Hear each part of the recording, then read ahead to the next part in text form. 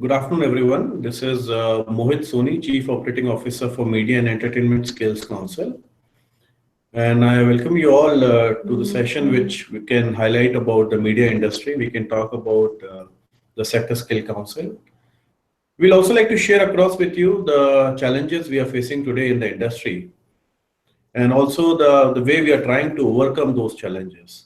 So just to start with my presentation, let me take you across to a few of the slides which we have created for your knowledge and for a better understanding of what we would be taking forward the discussion with. So we are all very well aware that this industry, the media and entertainment industry, is really one of the fastest growing industries in the country today. The kind of the opportunities which lie in this industry are really awesome for any of the aspirants to consider this as a career opportunity for them. The entire industry has been clubbed into various sectors and subsectors, and if I talk, the major purpose of classifying them is to broadly segment the industry into various clusters and which can be again benchmarked, looked into, and considered as a standalone subsector. So just an easy classification which everybody of us may be understanding in a very overview structure is the media entertainment industry is broadly classified into film, television, animation, gaming, print, radio, outdoor, and the last but the most important contributor today, the digital side of it. So digital has again been one of the most newly entered sector in the media industry, but has been the most promising and seems to be the fastest growing sector in the media entertainment industry. So if I talk from the perspective of media sector, it is absolutely the future. And when I say it's a future, it's one of the fastest growing industry.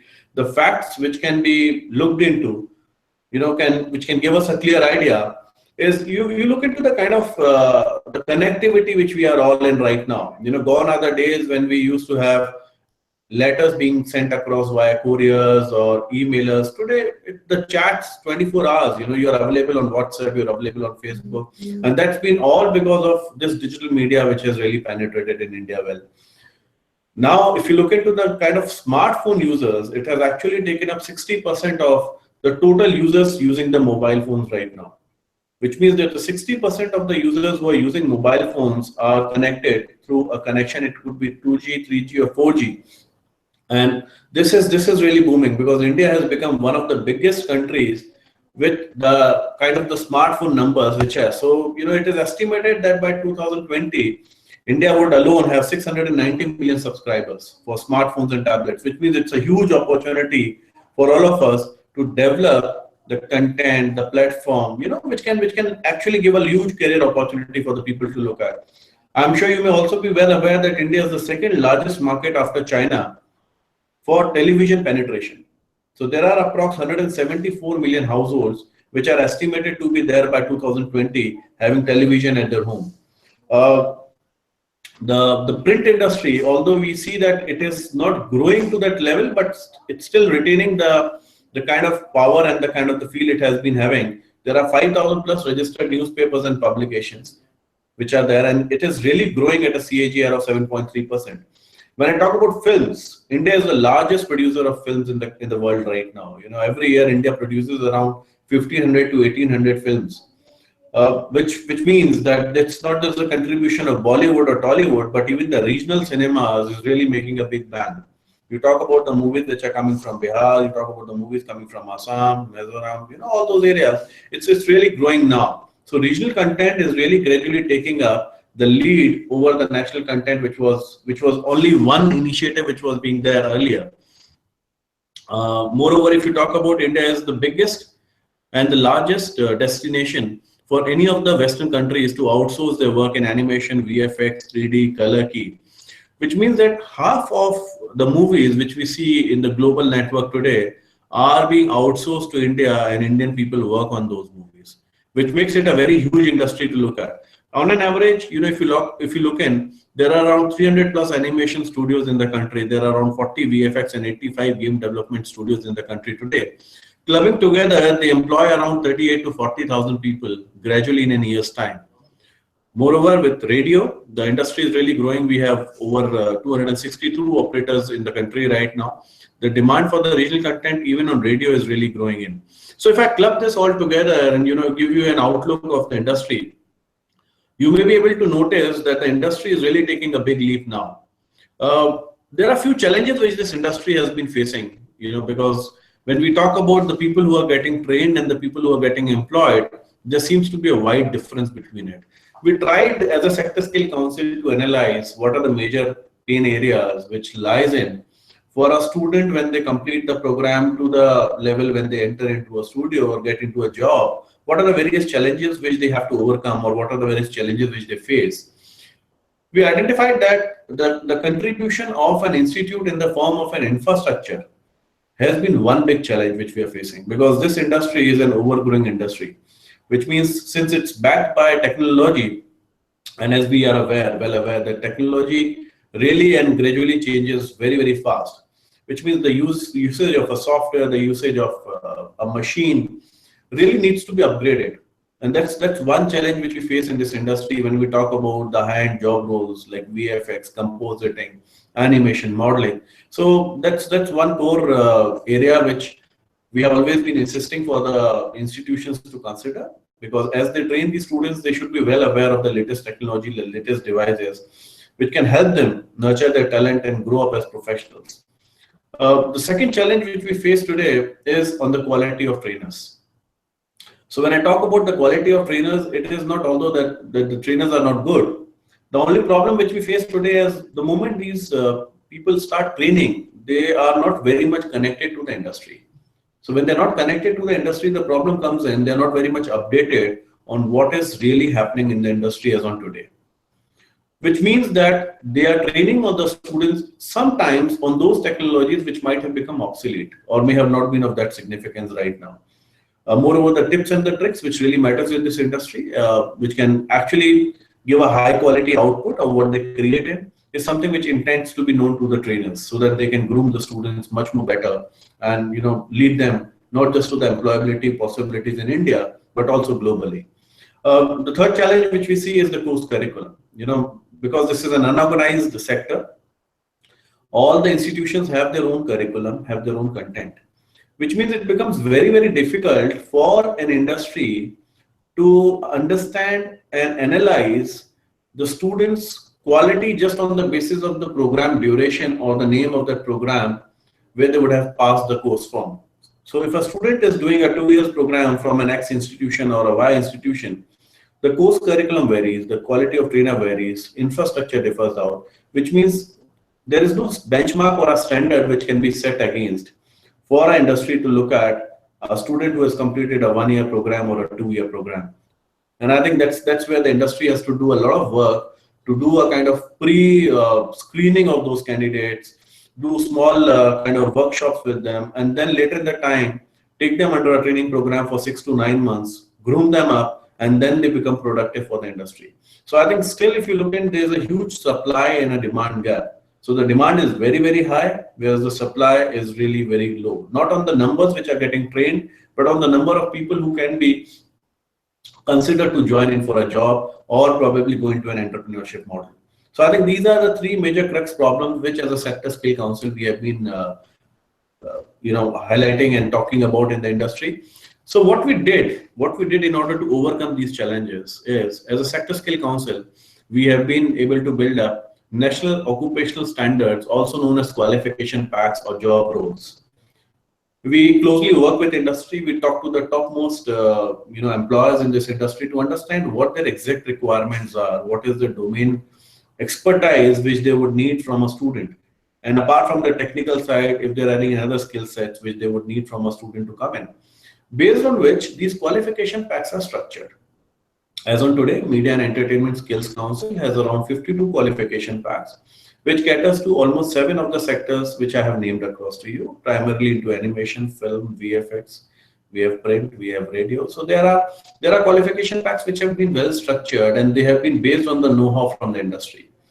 We have also started working on the curriculum and the content part of it to make the process more standardized, which means that our student, when he would be pursuing the qualification pack given by MESC to a training institution, it is not just the broad guidelines, but they would also be provided with a participant manual. The trainer would be given with the trainer's manual. There would be a series of presentation which the trainer would have to showcase in the training classes. So that's one component where we have been able to upgrade the content, the quality of training purpose. Moreover, as a sector scale council, we do a lot of training of the trainer programs. Last year, we were able to train around 300 plus trainers. And starting this year from 1st of April, we have almost trained around 75 trainers. We have almost trained around 75 trainers in the country today, which means that these trainers are getting continuously updated. Which means that these trainers are getting continuously updated on the demand and the know-how of the industry. We are trying to bring in master trainers. We are trying to do a lot of workshops for these trainers to upgrade their skill sets. And we also do assessments for these trainers. So we are able to analyze that the quality of trainers who are training these students matches up to the expectations and the requirements of what the student should basically be able to procure. There is a bare minimum infrastructure list which we provide for each of our job roles, which makes it a mandate for any of the affiliated training institutions to have that bare minimum requisite of the infrastructure which we need. So combined all these three efforts together, we have been able to meet the challenges and the kind of areas of concern which have been lying in this sector. Moreover, we are very closely developing programs which are directly leading to employability or internship opportunities for the students. So if I give you an example, some of the leading employers in our industry are Prime Focus, Technicolor, Deluxe, Prana. These are the major employers. Red Chillies is again one of them. We closely work with them and develop small modules of courses which can range from 3 months to 9 months, where a student would be able to do 3 months of the training within a training institution based on the know-how and the expertise which these studios require. Post those 3 months, the student would have an opportunity to work as an intern with the studios which have associated with us, and thereby they are also provided in stipend or an internship amount. So this has gradually helped the industry find the right talent. At the same point of time, the students have also been excited because they are directly able to go back to the studios and work and get their dreams fulfilled on working not just with the domestic projects, but even on the international projects. So as a sector scale council, this has been one of the prime objectives of ours, that we should be able to skill people, we should be able to make them employable, and that's what we are looking at. So MESC started in 2012 when it has been promoted by FICCI, which is a well-known name in the industry today as an industry-led organization. We have been funded by NSDC, and we operate under the aegis of Ministry of Skill Development and Entrepreneurship.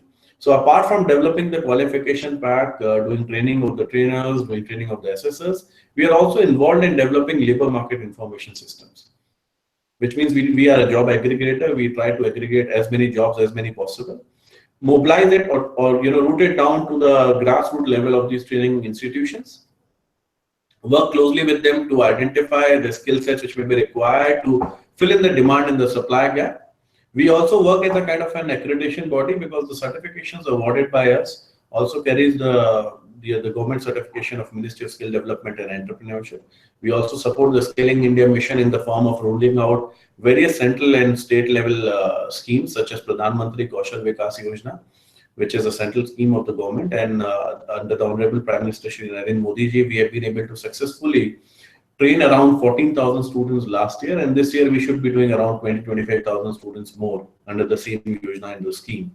So that's been some of the vital contribution from the Media and Entertainment Skills Council. We have associated with almost all the big industry names, made by IOA, which is Indian Outdoor Advertising Association, Film Federation of India, All India Radio Operators of India. We have our consortium partners as FICCI, IBF, which is Indian Broadcasting Foundation, Film and TV Producers Guild. So with these consortium partners, we work entirely in connect with the industry, which gives us a complete know-how to understand what industry needs today. And that's what we've tried to float it across to our affiliate network of the training institutions. We are also very much keen on working out the academies of excellence or the center of excellence now with state governments.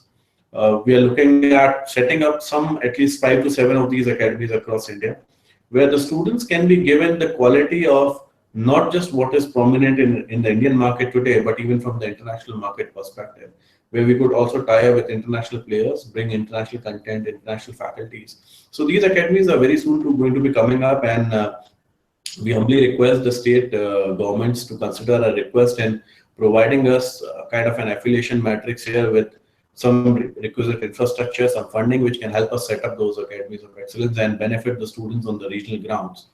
So that's been the over outlook of what we are planning to do.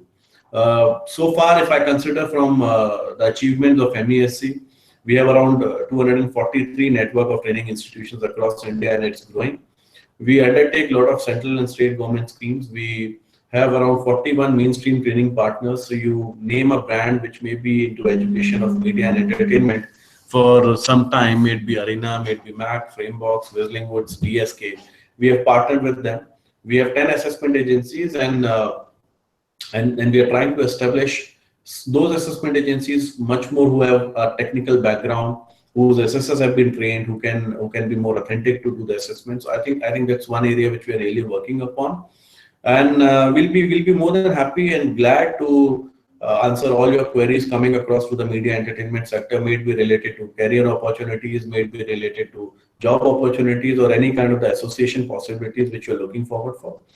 I really want to thank NTTR for giving us the opportunity to let people know what we do as a sector skill council, what are our goals, what are our achievements, and also a possibility to connect with all of you and see how we can grow together and make this ecosystem a much better place for skilled resources to be employed or lead to entrepreneurship possibilities.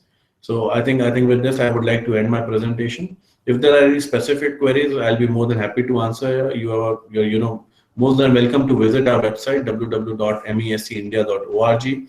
Write back to us info@mescindia.org, or follow us on Facebook, Twitter. We are also available on LinkedIn. So please do connect, and we'll be more than happy to come back to you and again answer your queries on this. Thank you.